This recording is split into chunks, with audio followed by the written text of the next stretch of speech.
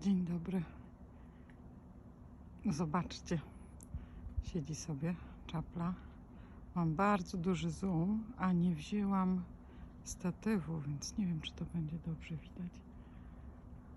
Ale to jest niesamowite stworzenie. Zjechałam tak spontanicznie w boczną drogę i się okazało, że jest dojście w pobliżu jeziora. No i zobaczyłam ją, że sobie siedzi. Ja mam mieszane uczucia, jeśli chodzi o te ptaki.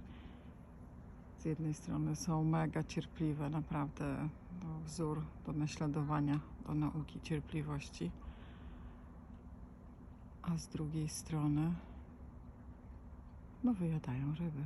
I wyjadają też ryby ze stawów. No, ale nie o tym chciałam.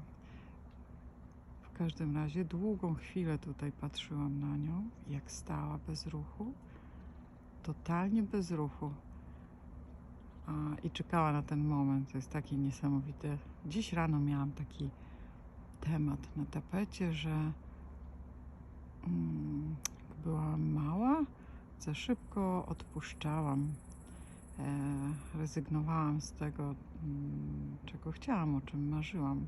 Oczywiście wiadomo, jako dzieci totalnie nie mamy przełożenia na to, czy nasi rodzice dadzą nam to, o czym marzymy, czy nie. Dopiero my możemy jako dorośli sprawiać sobie te wszystkie marzenia, którymi kiedyś żyliśmy, o ile oczywiście nadal są prawdziwe, o ile nadal istnieją.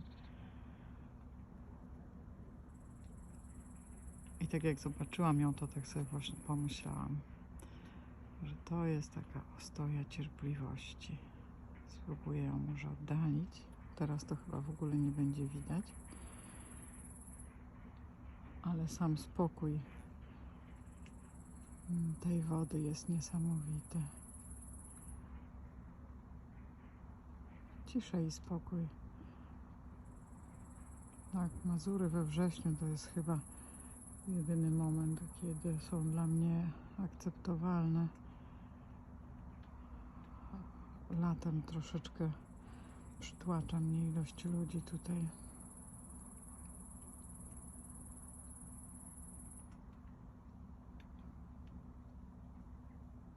Zastanawiałam się dzisiaj, czy jako dorosła nadal tak łatwo odpuszczam, czy rezygnuję z tego, o czym marzę. I totalnie nie jest to już stwierdzenie prawdziwe. Przyjechałam tutaj i miałam taką rozkminkę, że jako dziecko dałam sobie wmówić, czy jakby przyjęłam w ogóle bez dyskusji wolę w kwestii mojego kontaktu ze zwierzętami i wtedy w ogóle nie podważyłam prawdziwości tych stwierdzeń, które zabraniały mi tych kontaktów. I tak sobie właśnie o tym dzisiaj myślałam. Poszłam w pole rano na spacer. Czułam się trochę właśnie jak to dziecko, kiedy miałam te kilka lat, tam miałem 8, 9 i spędzałam wakacje u babci na wsi i chodziłam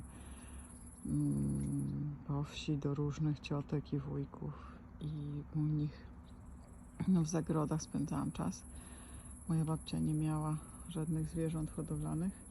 Kurki miewała, to takie zwierzątka, ale te większe zwierzęta to już były tylko w innych domach.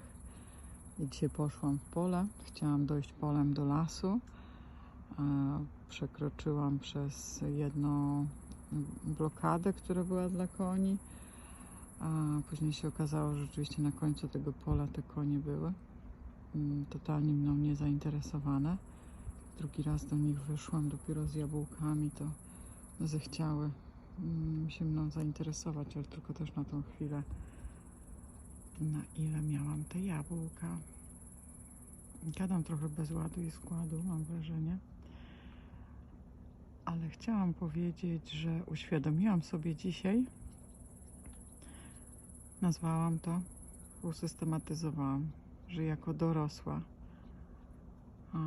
jestem w stanie zrealizować to, czego chciałam, i totalnie nie ma już na mnie wpływu stwierdzania, że się zapalam do czegoś, że mam słomiany zapał, że coś mnie interesuje, a później nie.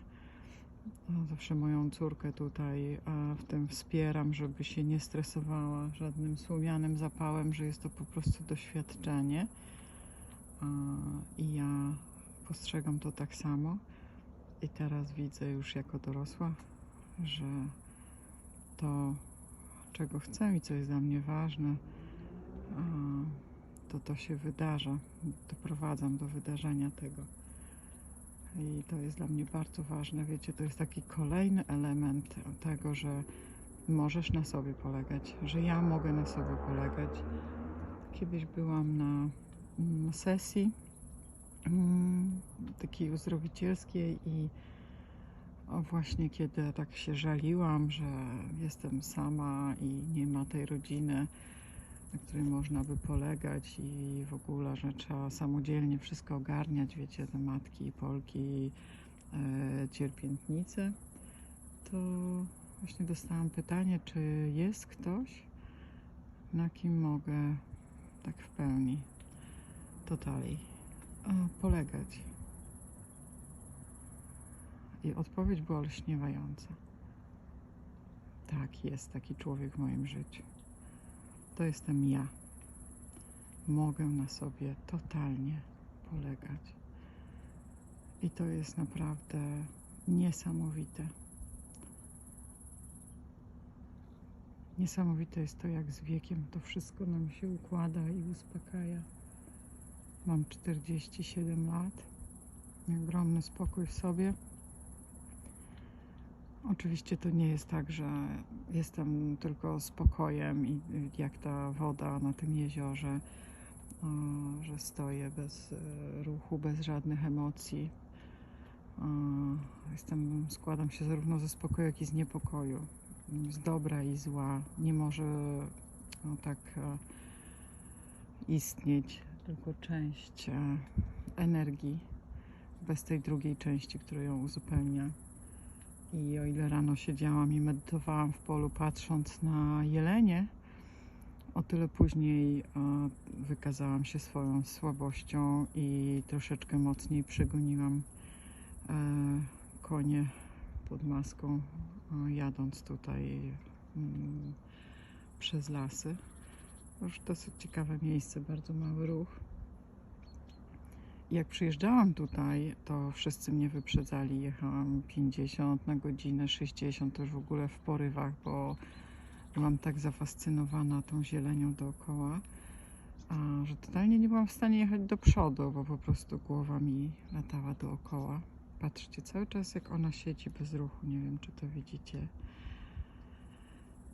Wracając, głowa mi latała dookoła i chciałam się tak bardzo nasycić tą zielenią. Przyjechałam tutaj najbardziej dla tej zieleni, dla tych lasów. No i po prostu nie byłam w stanie jechać szybciej i już były takie absurdalne sytuacje, że wyprzedzały mnie samochody dostawcze, wyprzedzały mnie samochody z przyczepami. No w ogóle jakiś absurd, no ale nieważne. Ja byłam w innym tempie i dopiero dziś, trzeciego dnia, moje tempo się zmieniło.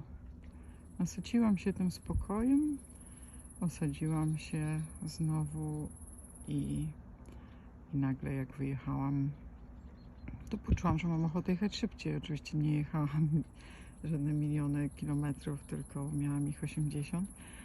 A jak na te zawijaski tutaj, myślę, że to jest dużo. I tak właśnie wtedy złapałam, że no tak, nie ma spokoju bez tego pędu i tak samo nie ma dobra bez zła.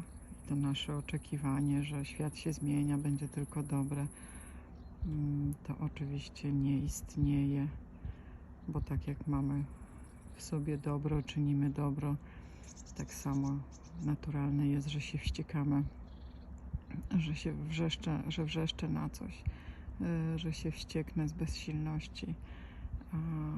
To jest totalnie normalne. Po prostu tacy jesteśmy. Tak jak mam ochotę zjeść Prince Polo, mimo że bardzo dbam o to, żeby się odżywiać w sposób dobry dla mojego ciała, to czasami się okazuje, że potrzebuję zjeść takiego syfiastego wafelka raz na parę miesięcy. To robię. Jak są wakacje, to pozwalam sobie częściej na taką odskocznię. I to, co miałam w tym roku po urlopie, że moje ciało pokazało mi po tych 2 tygodniach codziennego picia słodkiego napoju, że niestety moje stawy zaczynają się odzywać. Ale to pewnie na inny temat. Także dzielę się tym pięknym spokojem, cierpliwością, wspaniałą cierpliwością, że wszystko, co ma się w naszym życiu wydarzyć, się wydarzy. Niczego nam nie zabraknie. Po prostu w odpowiednim momencie wszystko się stanie, pod warunkiem, że będziemy ku temu podążać. Widzicie to? Ona stoi cierpliwie, ale stoi w miejscu, gdzie te ryby są, więc będzie mogła po prostu w odpowiednim momencie złapać rybę. Tak? Tak samo my. Nie chodzi o to, żebyśmy nic nie robili, tylko leżeli na kanapie, czy w wyższej wersji medytowali, ale też, żebyśmy czynili nasze życie ku temu, czego dla siebie pragniemy. Żeby to było w zgodzie dla naszej duszy. I tego nam wszystkim życzę, sobie tego bardzo życzę, cierpliwości w wydarzaniu rzeczy.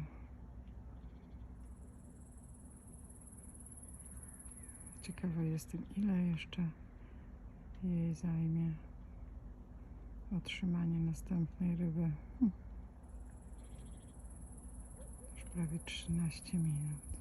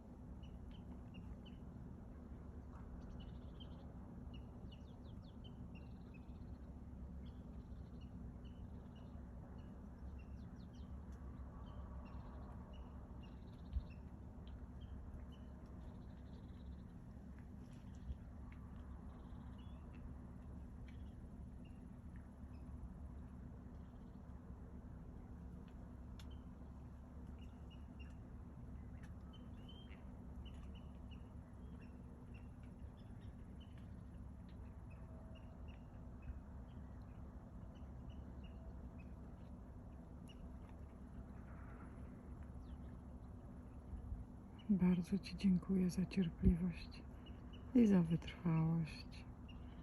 I pamiętaj, nigdy się nie poddawaj. Zakończę już, bo mamy 20 minut. Ktoś tam idzie dalej, więc zostawiam Cię w tej ciszy i spokoju. Podziękuj proszę sobie za cierpliwość, za to, że możesz na sobie polegać, za wytrwałość, za to, że się nie poddajesz. Tak, wiem, bywa trudno, ale podziękuj sobie. Do zobaczenia.